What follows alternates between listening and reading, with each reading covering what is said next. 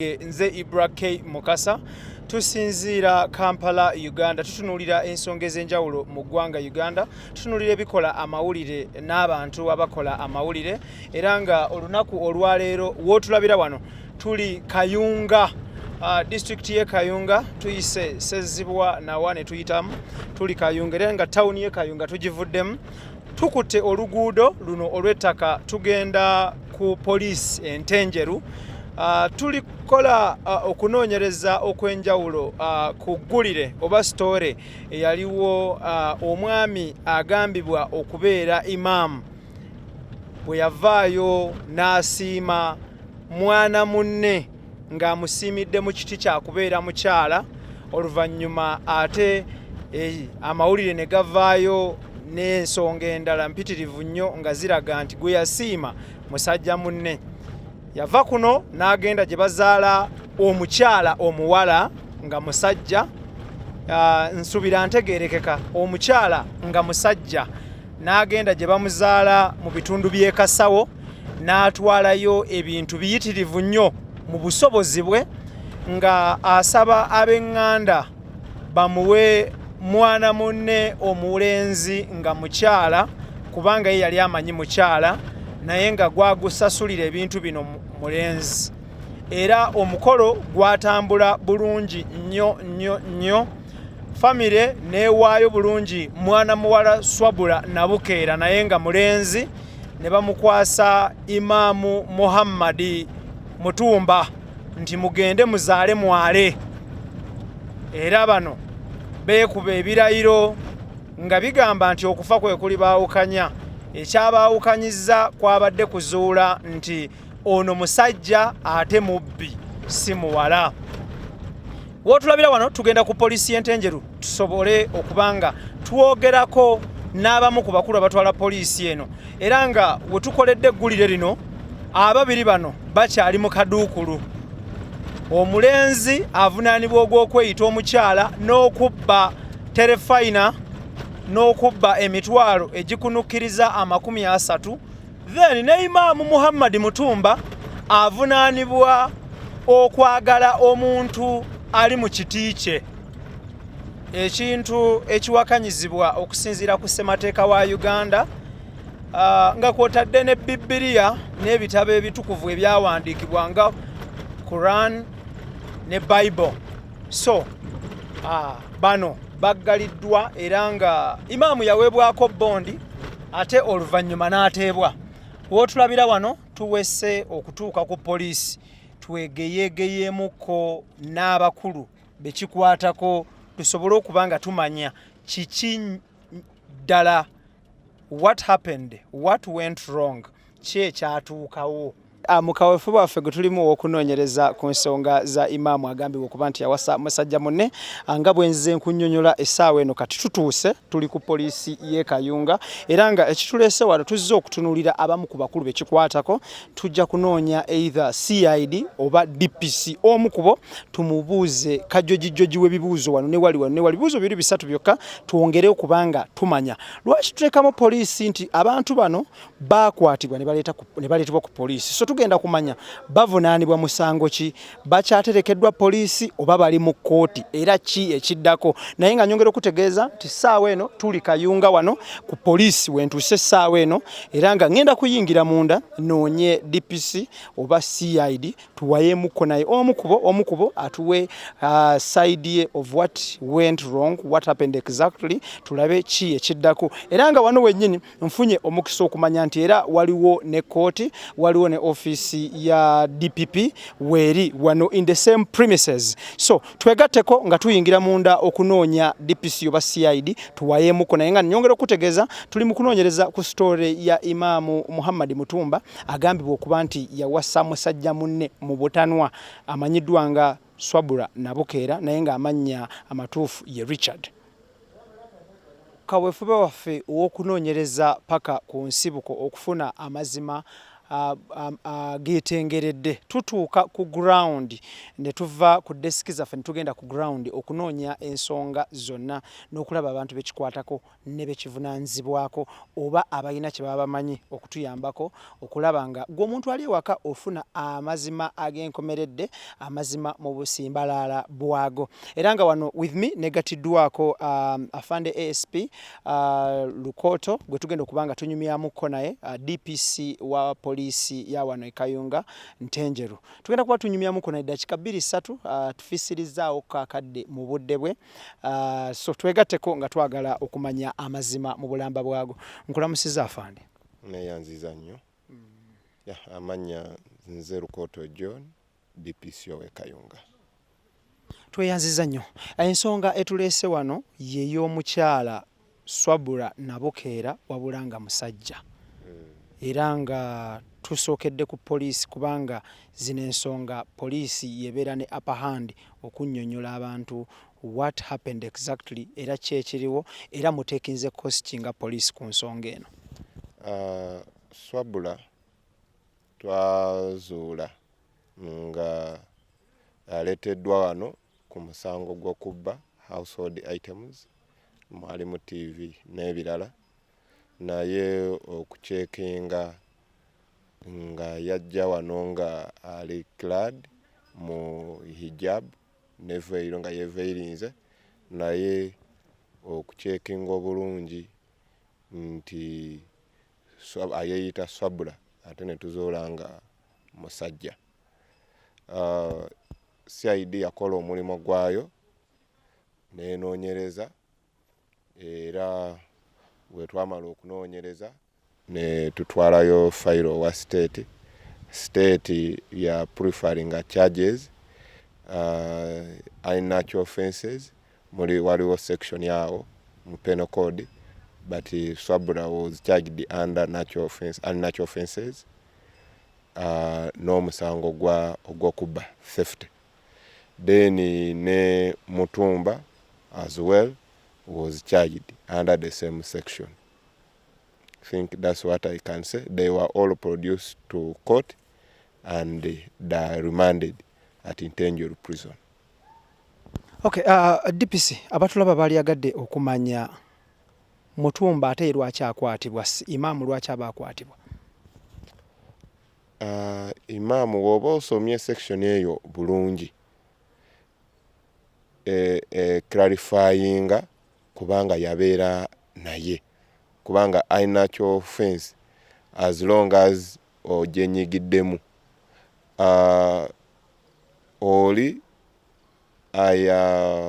ayajenyigiramu kubanga baali bantu babiri so nga tosobola akyajingako omuntu omu yekka nga Swabura n'oli ensonga lwaki yakyajingibwa kati ate ne state abatuwabula be ba preferring charges ezo be batuwabula nti ne Mutumba akole ki akyajingibwa era n'akyajingibwa ne tumutwala mu court. So bayagala okumanya asobola ogenda mu section eyo under unnatural offenses zaawukanamuko naye in general ziri under unnatural offenses. Oli yenyigiramu waliwo ayakkiriza okwenyigiramu n'ayenyigiramu za njawulo naye ziri mu section y'emu. By any chance abatulaba bali agadde okumanya Swabura ne yeerimbika okubeera omukyala naye nga musajja amanya g'amatuufu yaani? Amanya g'amatuufu ye Tumushabe Richard naye nga yali yeeyita Swabura Nabukeera. Okay, afande, abantu bali agadde okumanya exactly kawaayiro ki mu penal code omwami ono Tumushabe Richard eyeerimbika okubeera Nabukeera Swabura ke yavodde. I think they were charged under section 145 and 146 of the Penal Code Act respectively. Both Mutumba and Swabura. That's where they were charged. Thank you. Afande, ebbanga lyobadde DPC wano mwakafuna cases ez'ekika ekyo nga mmeka? Tubadde tetufunangako eno yeesoose okuva we najja e Kayunga wano mu mwezi ogwokusatu. tubadde tetufunangako kesi yona ifaananyiriza bwetyo. Okay. Tweyanziza nnyo ye DPC we Kayunga afande Lukoto mumuwulidde mu nsonga ezo atuwadde ki ekiriwo nga poliisi bakola ogwabwe ne bateekateeka fayiro ne bagiweereza gwe kikwatako then fayiro nevaayo negenda mu kooti era nga kati bali bavunaanibwa kooti emisango egy'ebiri. Tukyeyongerayo tekyakola okunoonyereza. Muvubuka oba omusajja amanyiddwa nga Richard Tomushabe yavaayo ne yeerimbika okubeera omukyala omusiraamu mu mannya ga Nabukeera Swabula era nga ebbanga lyonna abamulabye mu Kayunga muno n'ebitundu ebiriraanyeewo bagamba bamulabye nga ayambala hijabu nga kwotadde n'okuveiringa ennyambala y'abakyala abasiraamu bwe babeera bambadde all throughout kiro oba misana era nga avunaanibwa omusango gw'okwerimbika kikyatali n'obubbi. Yayinyigirako mu bubbi n'abba TV n'ebintu ebirala era nga amannya ge amatuufu ye Richard Tomushabe wabula nga abadde yeerimbika okubeera omukyala omusiraamu mu mannya ga Nabukeera Swabula. Kooti of course at the end of the day police yekola ogwayo nekukwata. Police bwe kukwata eteekateeka fayiro abawo omuwa eyemulugunya abakulumiriza naawe gwe beemulugunyako nebasindika mu kooti. Kati olwo kooti neteekateeka embeera eno okugusalira ani avunaanibwa era musango ki era nekusindika savinge ebbanga eriba ligereddwa okusinziira ku musango gw'obozizza. Richard Tomushabe abadde yeerimbika okubeera Nabukeera Swabula eyawasibwa Imam Muhammad Mutumba e Kayunga wano bombi bali mu kooti. Imam avunaanibwa ogw'okumanya ekikolwa okwenyigira mu kikolwa ekyoli kye yalimu ekyobutamanya ekyokwerimbika kyatali ate nga ye omuvubuka ate nga yeeyita omukyala avunaanibwa emisango ebiri okubba n'okwerimbika kyatali. Bombi bali kooti ye bavunaanizibwako. Kati twegatteko nga tukyakola okunoonyereza kwaffe. Tuvuddeyo ku poliisi era nga ssaawa eno nkutwala olabe ekkomera we bakuumirwa because yo poliisi bwe kukwata ekusindika mu kooti n'ekugamba genda kwa limanda oba sekyo wejjeerezeddwa oba sikyo beerayo osavinge omusango guno ebbanga bweriti ne bweriti ate awo bakukwasa ekitongole kya gavumenti eky'amakomera kyekiba kikuvunaanzibwako bw'ova mu kooti bwoti nebeera nga bakyayetaaga okutereka bakukwasa ekitongole kya makomera ne kikutereka ekimanyiddwa nga Uganda Prison Service era nga wano we tuli mu kugenda prisons bwe bali mu kutereka omwami abaami bano ababiri omwami n'omukyala naye nga in reality bombi baami wano lyekkomera we baterese abaami abo ababiri erimanyiddwa nga Uganda Prison Intenjeru Ministry of Internal Affairs yevunaanzibwa ku makomera era nga bano omulamuzi amanyiddwa nga Irene Akelo ye yabasindika wano babeerewo ebbanga eggere nga bwe werennemba n'omusango egyo gye bavunaanibwa. Kati katuve wano tweyongereyo tugende ewaka tugezeeko okulaba nga tufuna embeera y'awaka Imam wazaalwa nga kwotadde ne masigidi wagambibwa okubeera nti wabadde asomeseza eddiini. Wootulabira essaawa tuli Kayunga mu ttawuni tuvuddeyo ku kkomera tuvuddeyo ku poliisi naye nga kusinziira ku DPC akikakasizza baterekebwa mu kkomera under Uganda Prisons Services. Poliisi tekyabalinako obuvunaanyizibwa. Poliisi yateekateeka fayiro yaabwe negiweereza ewa State Attorney nevaayo neyingira ekkooti then kati olwo kooti omulamuzi n'abagamba bagende beebakeyoko kwa limanda banadda batebye ensonga z'okubeera nti oli yeerimbika okubeera kyatali ate omulala n'awasa oli eyeerimbisa okubeera kyatali ate omwami Richard ne yeerimbika okubeera omukyala omusiraamu mu mannya ga Swabula Nabukeera. Swabula Nabukeera ono ayogerwako amannya ago gamuweebwa ssengaawe era nga ne ssengaawe si waddala yamwesibako bwesibi n'agamba nti mwabanzaala nina akapapula akakakasa nti mwabanzaala mu bitundu by'e Kasawo.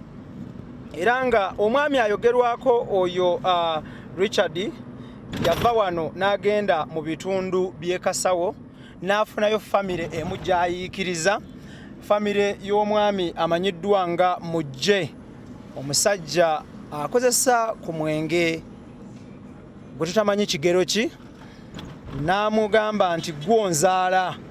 Era nga bumanyi famire ezimu bakwata ssenga w'abaana omukyala amanyiddwa nga Nuuru Nabukeera ne bamugamba nti owaaye ffe abazaala ono okukakkana yogayoga ng'erinnya bamuwadde lya Swabula Nabukeera.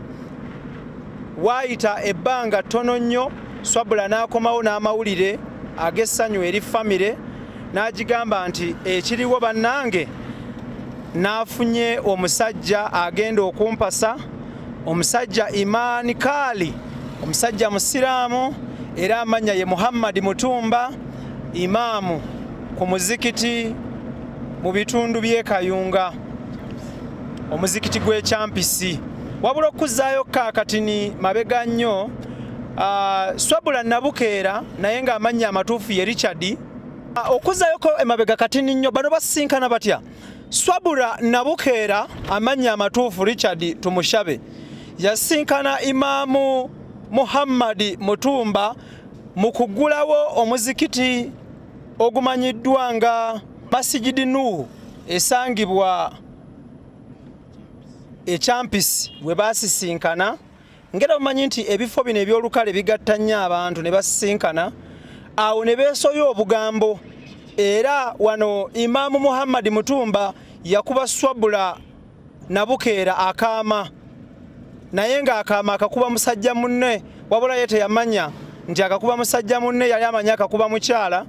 N'amukuba akaama akagamba nti bwe nkutunuulidde langi n'ekikula kyo, ekikula eky'ekigero ekisaamusaamu, ogwana okubeera ewange nkulekengayo oteeketeeke ebyokulya n'okunywa, olwo nze ŋŋende nnoonya akasente tukole amaka. Era bano basisinkana mwezi gwa 7 ku mukolo gw'okuggulawo omuzikiti Masjidi Nuhu ogusangibwa e Kyampisi.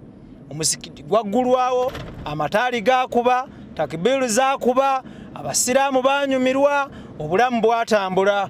Naye era wakati mu kuba takbiru awo nga Imam Muhammad Mutumba akuba Swabula Nabukeera akaama, naye ng'akaama akakuba mukyala mu ndabika n'engoye, naye nga mu byaddala okusinziira ku Katonda eyatonda eggulu n'ensi subhana wa ta'ala, akaama yali akakuba musajja munne. Bw'atyo musajja munne n'akkiriza n'amugamba nti otyo, wabula bwe yamukuba akaama ku nsonga z'okgendako mu kaboozi k'ekikulu oba akaboozi k'ekyama, Swabula yamugamba nti nze teri musajja gwempa byange nga tagenze waffe n'asasula byaffe byonna, okuli okugulira taata basenga ne bamaama eggomesi amakanzu n'okuteekayo ebyokunywa, okulya sukaali, nyama, mikyere n'ebitwalibwa ku mikolo. Era Imam Muhammad yaddayo n'ayiiya n'afuna essente ne bateekateeka omukolo. Swabula naye n'agenda ku famire gye yeesibako obwesibi gy'atalinaako kakwate mu bitundu by'e Kasawo ku kyalo Jjimbi, n'abagamba nti ndeeta omusajja. Baakuba enduulu, baasanyuka ne bagamba nti weewaawo tuzadde sukaali. Era baakola omukolo mawuuno, Seeka Muhammad Mutumba ne bamuwa mwana munne, ne bava mu bitundu by'e Kasawo nga obulamu bunyuma, nga bayimba obuyimba obuseenenkerevu obugamba nti omugole tuleese muto bw'ataazaale nga tumuzzaayo. Ze zimu ku nnyimba ezaakubibwa. Naye nga tulabe essaawa eno tutuuse e Kyampisi, nja kutwalako ku masigidi bano we baasisinkana mu lulimi lw'ennaku zino we beekwanira, naye mu lulimi kiri nti bwe baasisinkana ne beesiima nti tubeere omuntu omu. Tukola okunoonyereza okw'enjawulo okwekusifu ku stories eziba zikyase nnyo era nga ffe tujja luvannyuma nnyo okulimbulula ebirimbo okujjayo amazima agaba geekusise ebuziizi. So kye tuliko ku nsonga ya Seeka oba Imam eyawasa musajja munne ng'alowooza awasa mukyala. Era Imam ono bwe yafuna swabula n'amutwala ewaka, baatuuka ewaka ne bamala essabbiiti esooka n'eyokubiri n'eyokusatu n'amugamba nti owaaye tunaabaako ddi kye twekolera ng'abafumbo abatongole. Yakanda kulaba munne amukuba omugongo, bw'atunula eri asula mu ngoye okuva wansi okutuuka waggulu, okuva wansi okutuuka waggulu, n'agamba nti ono nedda, ono nedda. Wabula Imam teyaggwamu maanyi n'agamba nti osanga Allah tannaganya kikolwa kino kibeewo. N'abeera mugumiikiriza kubanga Omuganda agamba nti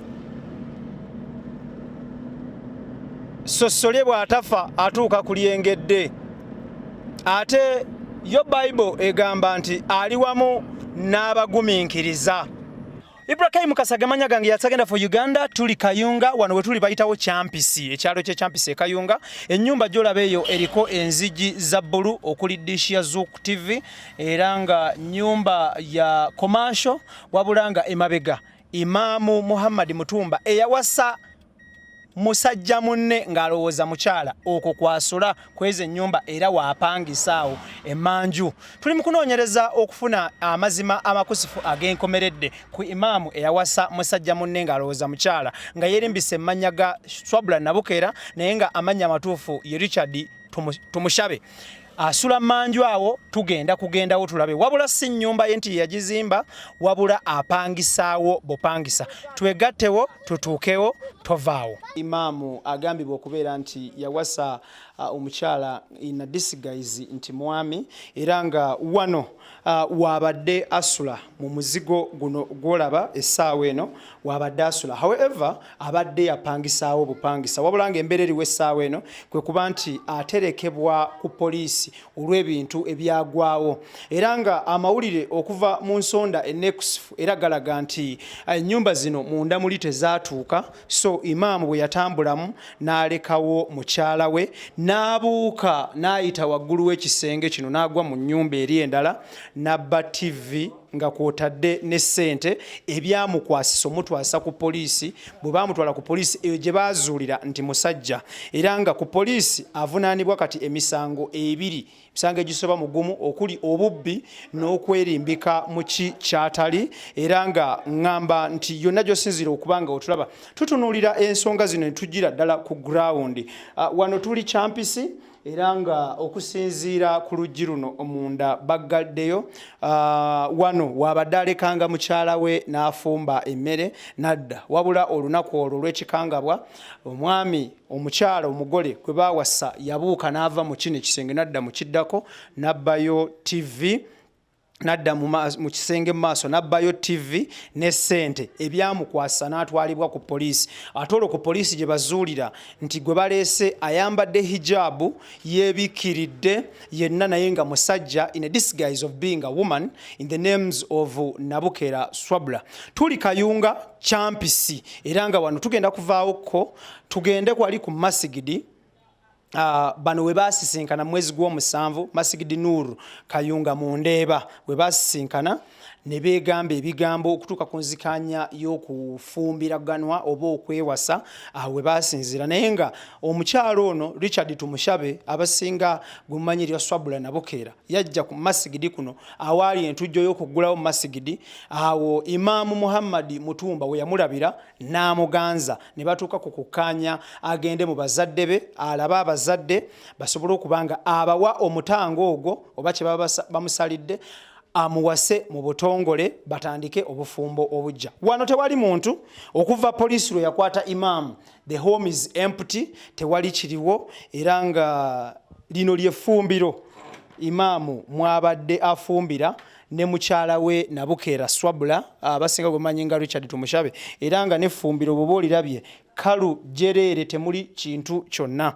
Embeera eriwo kwe kubeera nti tugezaako okunoonyereza okufuna obutuufu bwakyo yo ennyumba nzigale balaga baggalidde eri bwe bati katwetololemu kati nnyo tubeere nga tukomawo embeera nzikakkamu neighborhood nzikakkamu tewali muntu tugezaako okunyumyako n'abantu b'okukyala abalaga nti bo bamumanyi nga omwami atalina mutawaana omwami omukkakkamu omwami omulungi atalina buzibu bwonna wabula nga kino ekikangabwa ekyaguddewo ne banneiba bambi kyabakubye enchukwe tebakirabangako. They were so shocked in other words because babadde bamumanyi mu mbeera ndala nnyo. Wano wetuli Kyampisi Kayunga district era nga eggulire lino lyaguddewo mu ggwanga Uganda eryaleese abantu okwewuniikirira nga bagamba nti ekikolwa kino baaludde okukiraba omukyala omwami eyeerimbika mu mbeera y'okubeera omukyala ate n'akeera ne ku makya n'asalawo abeere nga afumbirwa ne batwala n'ebintu ewaabwe ne basalawo okuba nga bamuwasa naye nga mu mutima akimanyi nti nno mukyala manya mwami naye nga yeerimbise mu kiti ky'okubeera omusajja.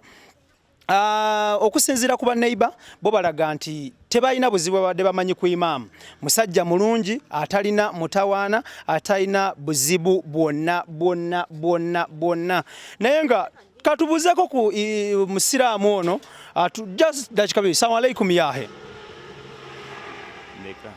Assalamu alaikum. Wa alaikum salam. Amanya bampita IBRAH Mukasa ate gwe taata? Hamza. Hamza obulamu bugamba ki? Alhamdulillah. Embeera yagudde ku neighborwo wenu wetukusanze kiki ddala ekyatuuseewo?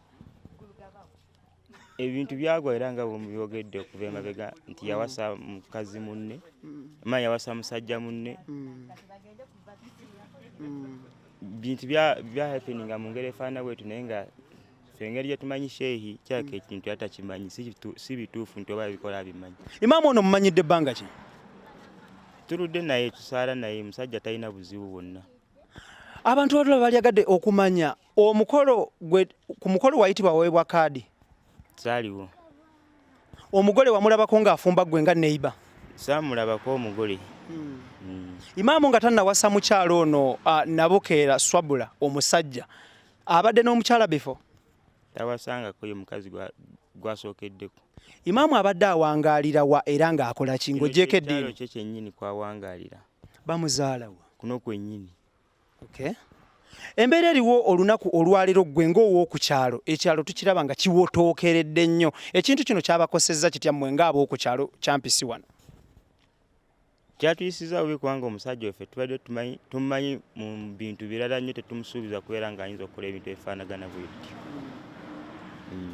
Okay, tweyanzizza nnyo. Ono y'omu ku banneiba annyonnyodde embeera eriwo. Waliwo omwami wano gwe njagala naye eddakiika bbiri zokka atubuuzeeko. Taata Mukama yeebazibwe oba assalamu alaikum.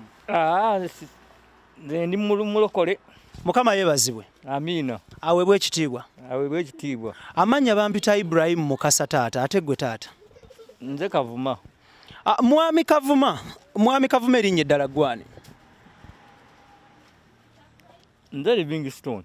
Okay, Livingstone gwe nga neighbor ku kyalo kuno embeera eno yaguddewo ogyogerako ki? Embeera eyo saaliwo nasanga nsange. Nali nange ngenzeeko eyo gye nkolera manyi sibeera nnyo kuno. Naye kwe nzaalibwa naye nange yanneewunyisa. Nagenda okudda nti Imam ndi yawasiza omukazi naye tategeerekeka. Era bwe yamala omuwasa simanyi n'amayi naku sande namba mbunga takola ki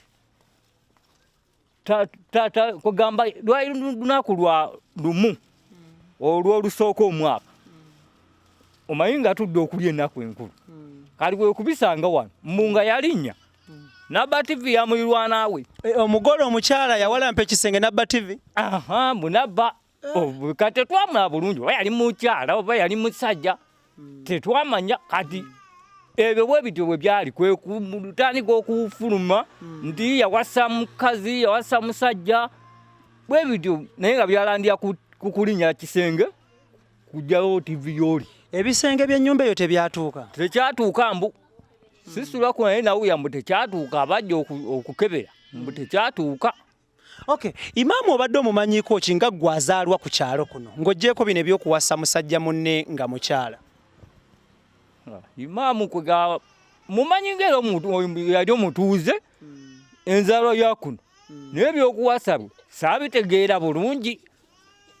Kiva ku ky'okubeera nti ekyalo kyonna buli gwe tubuuza yeesamba okuba nti yayitibwa ku mukolo. Imam lwaki teyayita bantu ba ku mukolo ba ku kyalo? Saamanya kuba nange sibeera kuno nasanga bisange nti yawasa.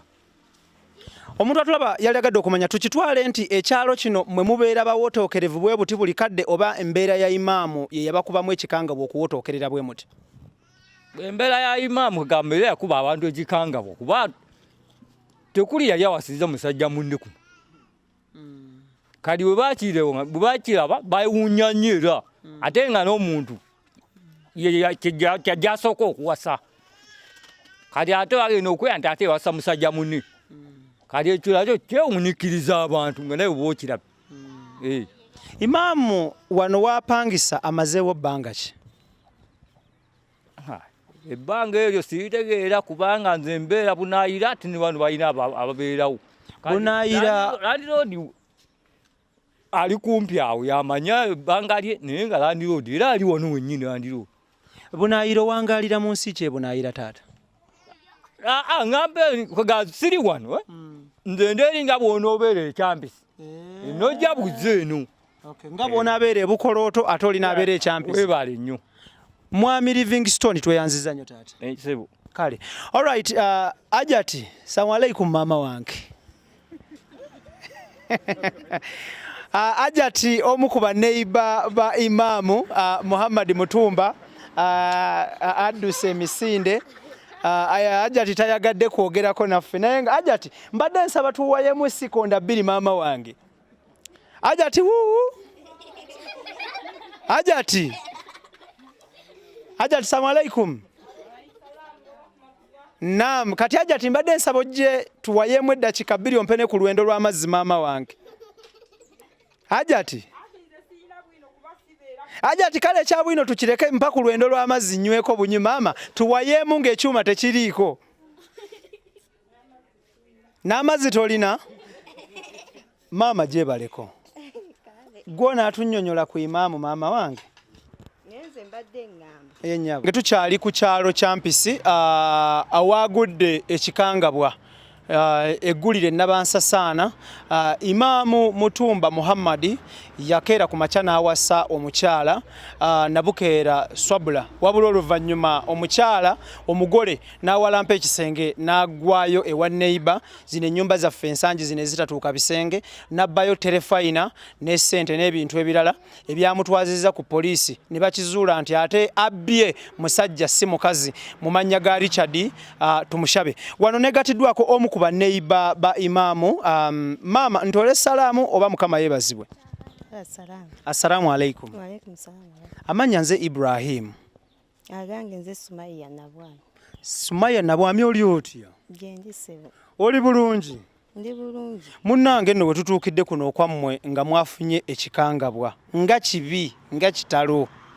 Kyo kibi nnyo. Kuba kibadde tekibeerangawo. Nze kasooka mbeerawo mu nsi mbadde sikirabangako. Naye nga mbiwulira buwulizi naye bwe kyatuuse kwono omusiraamu munnaffe naffe tukyewuunya naye nga ebigenda mu maaso nga bwe biri nti yawasa musajja munne kyekyo si kituufu. Kiringa nga naye bw'onoogenda ng'ogenze kuwasa mukyala bamukulabidde omulabye musiimaganye mugenze mu maka ne bazadde b'omwana mutuuseemu mututte ebintu nga bwe bibeerera eby'emikolo oleeta omuntu ng'omanyi ti oleese mukyala era gw'oleese. Naye byagenze okuzuuka okuvaayo ng'ate batugamba muki musajja naffe twewuunyizza nnyo nga nammwe omukyewuunya. Muwulira mutya mmwe ab'oku kyalo kuno kubanga nsanze ekyalo kiwotookerevu. Eno embeera yereese ku kyalo okuwotookerera oba mmwe mubadde bawotookerevu ebisiibo n'ebisiibo?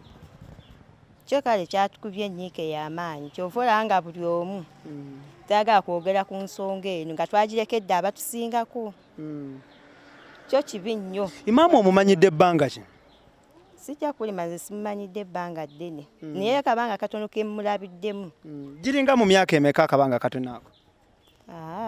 Sijja kulimba nze mumanyidde emyezi giringa 2 gye mumanyidde naye ebbanga eryo lye mulabiddeko. Ne woba obuuza ababadde awangala nabo abadde talina mize mibi. Era ogwo omuze abadde tasobola kugukola obadde olaba embeera ze. Naye nga mwennyini naye kyamwewuunyisa okubanga omuntu gwe baamuwa nga si ye muntu gwe yandibadde omutuufu gwe yandibadde abeera naye. Okusinziira mu kulaba ggwe okuko okw'ensonga zino, Imam waliwo abaamuseetinze bamukuba ekigo bavole n'eddiini y'Obusiraamu?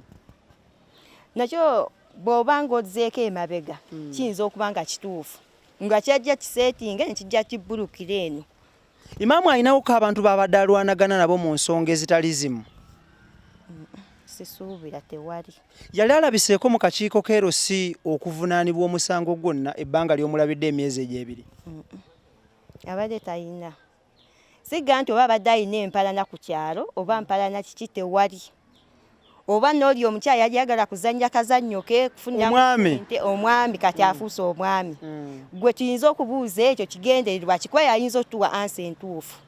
Oba nga musindike kujja kutabula basiraamu oba bwe bityo. Ye mwennyini omukazi alina otuwa ki?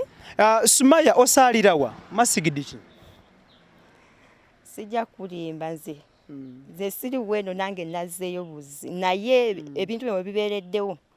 Mbadde wano nga mbiraba ng'engeri gye bibadde bitambula n'omukyala yennyini twamulabako wano. Wamulabako omukyala? Nga yeeyisa atya omwami omukyala oyo? Ngera yeeyisa ng'abakyala baba nga talina buzibu nga yatutuula wano ngera bwe mutusa.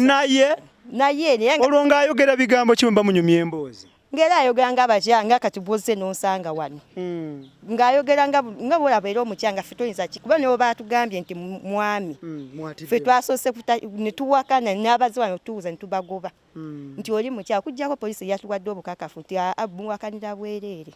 So bwe mubadde naye wano nga mutuula wano ng'anyumya olwomboozi ki ng'omuntu anaatandika emboozi n'anyumya nti ebyegindi olwo nga yakkaatiriza atya awakanya atya njagala otuwaawo mu mbeera eyo because wonyumya n'omuntu omanya nti oyo muwakanyi oyo muyombi oyo ali bw'ati abadde yeeyisa atya omukyala omwami oyo? Nze oyo mwami kale kye mbadde mumanyiiko abadde ajja nnyo atubuulira ssimu. Essimu akala abadde ayogera nnyo ku ssimu. Abadde ayogera nnyo ku ssimu? Naye nga tetumanyi baani baba akubira nga ye oyo omukyala. Olwo nga bw'otegayo okutu n'ogirayo bw'oti baba banyumya mboozi ki? Ye nga yaba tatubuulira. Abadde ajja nga tugamba mikwano gye gibeera ku ssimu okwo. Ne ntuuka ne mugamba nti obufumbo tebugenda agenda butyo mu maaso. Wamubuulira nako nti obufumbo tebujja tambula abeera nnyo ku ssimu? Yali abeera nnyo ku ssimu. Era essimu kale ng'ebatabula ng'abantu abaakalabagana. Ng'etabula omwami omukyala ne Imam. Kati we yajjanga ne mbagamba nti nedda si obufumbo si bwe mugenda obbutwaza. Bw'aba akugambye nti essimu baani bw'oba okubira. Yatuddamu kimu ng'atugamba nti abantu beewaffe. Ko nze yiwe ba abantu beewammwe. Ng'ate yo yagamba basajja banno b'okola ki? Bw'oba oyogera nabo nga ye yeewakana. Ko nze kyokola kikyamu. Ky'oba okola essimu eno sooka ogiteeke wali ennaku weeks nga 2 anyoonye ssente akugulire layini endala.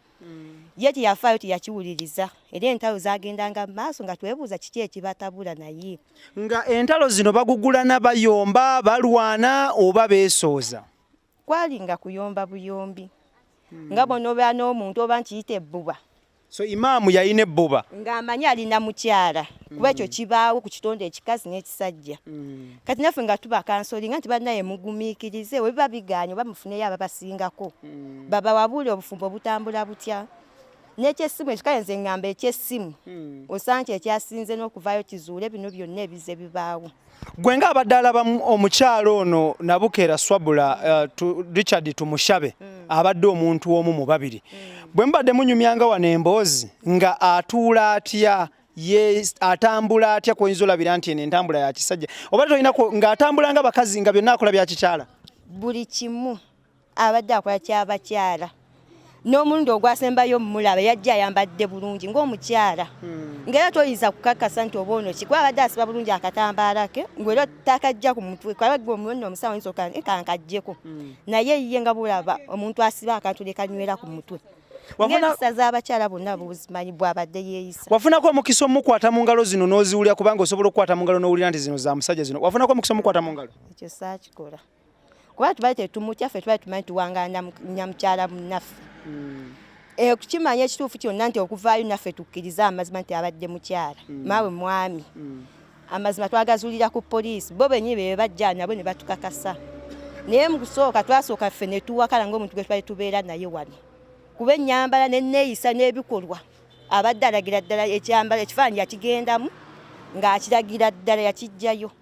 Okay, tweyanza nnyo Sumaya. Ibrahim gemanya gange wano wetuli gemaka Imam Mutumba Muhammad wabadde awangaalira era nga wali bwe yawasa omukyala n'amukuba wali batandike obufumbo obutongole ng'amugye mu bazadde be wabula nga gye byaggweredde nga omugole awalampye ekisenge n'agwa ewa neighbor n'abbayo TV n'abbayo n'ebintu ebirala ebyamukwasizza ne bimutwaza ku poliisi. Olwo poliisi ate mu kunoonyereza okwayo gye yazuulidde nti suspect gwe babaleetedde musajja si mukyala naye ng'ate bwe yali awalampa ekisenge yakiwalampanga mukyala. Poliisi ate bwe yamukutte yazudde nti mwami. Olwo ate awo Imam naye ne bamukwata ne bamuggalira n'omwami omukyala Tumushabe Richard Swabula Nabukeera naye ne bamukwata ne bamuggalira. Mu mbeera eriwo ono ye yavaako kalumanywera eyaleetera ensi okumanya amazima. Omwami nnyini muno njogedde naye ku ssimu naye nga taliiwo wano, musajja muzimbi akeera ku makya n'agenda n'azimba nadda olw'eggulo n'anekawo kufulu ye tho eno kufulu era babajja mubba nnyo wabula omugole Nabukeera Swabula Tumushabe Richard yabuuka ekisenge ekitaatuuka n'agwa muno mu maaso n'abba mu TV n'ebintu ebirala ebikalu ebitonotono ne yeeyongerayo. Olwo ne bamukwata ne bamutwala ku poliisi abitemye. Mbadde nyumyako n'abaganya okutunula mu kamera ku luuyi luno ne baŋŋamba nti oyo babadde bawuliranga ku masimu ng'ayogera ng'omusajja naye ate abantu bwe bazzenga ng'agamba basseba ne bannyaba mugyebale bamaama muli mutya bamaama ng'asala eddoboozi n'alikyusa. Abadde asala eddoboozi okusinziira mu situation nga bw'abeera alina bayogera nabo banne aba musajja ku ssimu but bw'abadde ayogeranga ne neighborhood eno abadde mukyala awedde emirimu. So nnyini wano ye yalopye ku poliisi nga yeemulugunya nti banzibidde TV yange n'ebintu ebigwa mu kowero ne badduka ku poliisi. Tugenda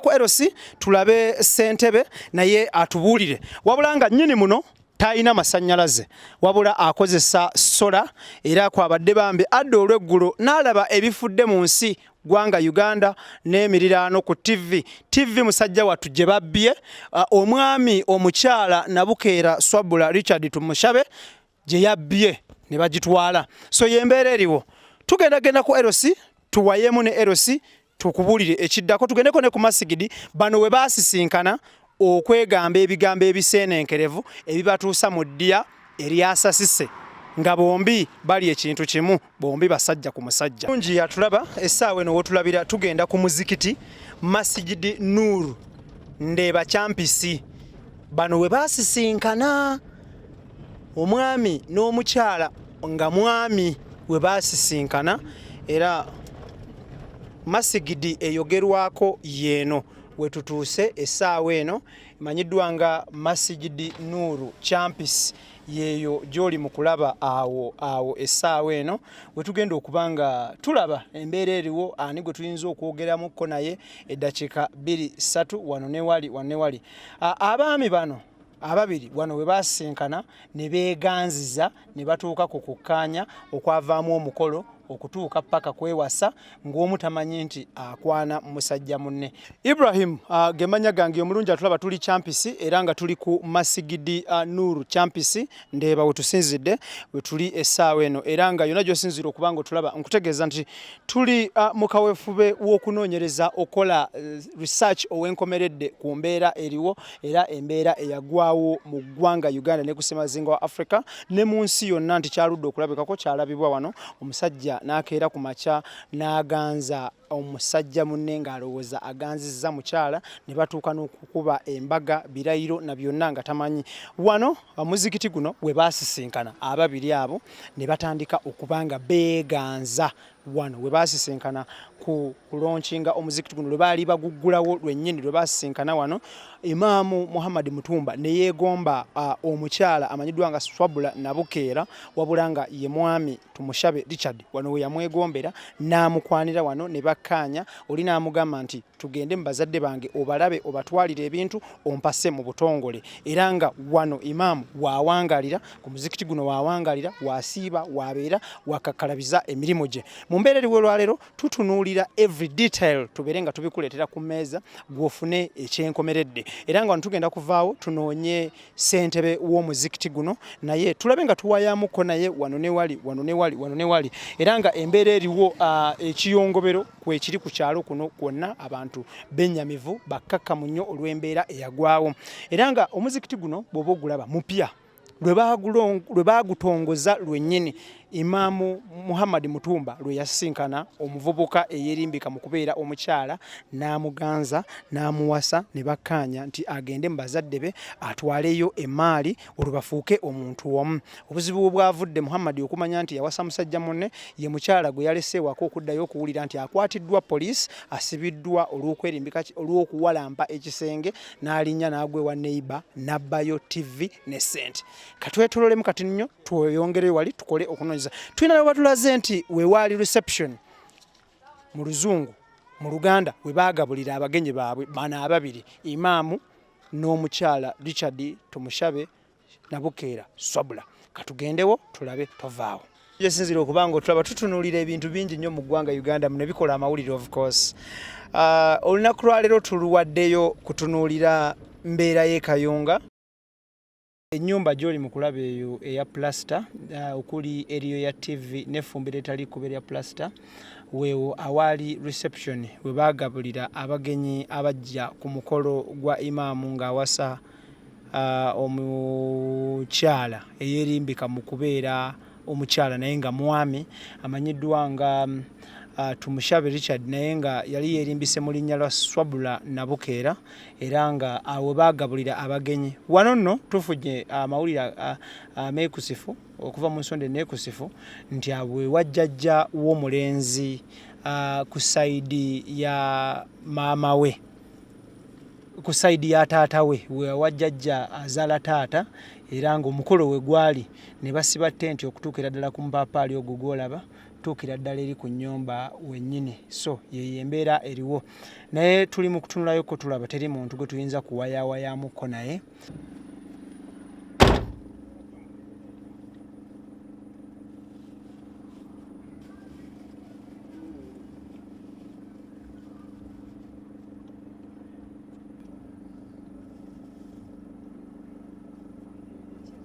Aweno goli musajja ne bwabanga nze ndi mukazi we nabeerera nga ndi muvubuka so sobola okumala n'omusajja n'omala naye wiiki emu ey'okubiri nga gwe totegedde nti ono gwe nina musajja oba mukazi oyo musiru bajja kumujajinga nga bwe basobola.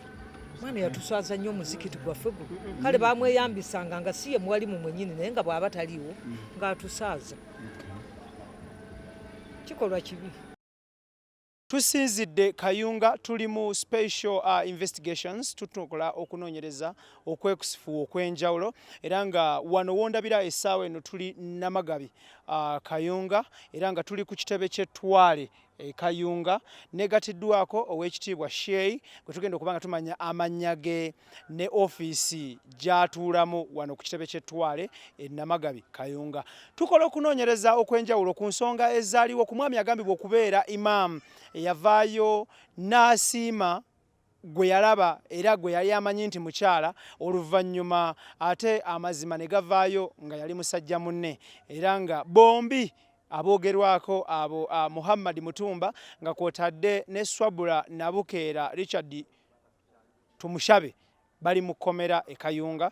Omulamuzi yabasindika babeere ku alimanda okutuusa ng'ennaku z'omwezi 24 omwezi gwa January we banaakomawo ate bongere okubeera ennemba n'emisango egy'enjawulo. Assalamu alaikum Sheyi.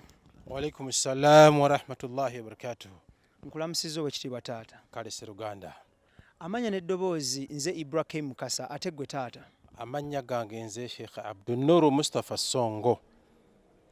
Nze mumyuka w'omukulu w'ettwale Namagabi asooka. Twesiimye nnyo gyebaleko taata. Kale ssebo nammwe mugyebale ssebo. Kale taata, ensonga etulese wano ku ofiisi yo oba ofiisi zammwe wano y'ensonga y'omwami agambibwa okubeera Imam Mutumba Muhammad eyawasa Musajja munne naye nga oli yali yeerimbise mu kubeera omukyala. Ekisookera ddala abatulaba kye baali agadde okumanya mu bitabo by'ettwale lino, mu byafaayo by'ettwale, mu ofiisi y'ettwale lino ery'e Kayunga Namagabi mumulina era mumulina mu kiti ki akolanga neera ali ku ddaala ki omwami agambibwa okubeera Imam Mutumba Muhammad. Aneeyanzizza mu munnange ku nsonga eyo. Namagabi ttwale ly'ettwale eritwala ekitundu ky'ekyampisi. Awali omuzikiti oguyitibwa Masjid Noor, awali ebyo ebyogerwa gye byali. Omukulembeze w'omuzikiti ogwo amanyiddwa mu biwandiiko byaffe amannya ge Muhammad Idrisa Kolo, ye imaamu mukulu w'ekifo ekyo. Omumyuka we ayitibwa Sheikh Abdul Nasir Kiriggwajjo. Omwami ayogerwako bwe nabadde njogera ne Imam ng'aleese ripooti eyo nti okusooka yatugambye nti n'erinnya lisi Muhammad Mutumba, amannya ge Muhamudu Mutumba. Omwami oyo y'omu ku basaaze abasalira mu muzikiti gw'ekyampisi n'oluusi okuyambayambako ne siima mugoberezi ng'abagoberezi abalala aba bulijjo. N'olwekyo ensonga esooka bwetyo bweri. Lwaki abantu bamuyita imaamu w'omuzikiti gwa Masjid Noor? Oba oliawo abantu abasavuwaza olw'okwagala amawulire gatambule, kuba ninako n'omu ku bannamawulire be twabadde nabo n'atugamba nti mbu ye yatugamba nti ye imaamu, era bwe yakibagamba ne kibakolera nnyo, naye nga ekituufu kiri nti si ye imaamu. Imaamu amanyiddwa ne ku gurawundi ye Muhammad Idrisa Kolo. Thank you. Mmwe ng'abakulembeze b'obusiraamu mu Kayunga district n'ebitundu ebiriraanyeewo abali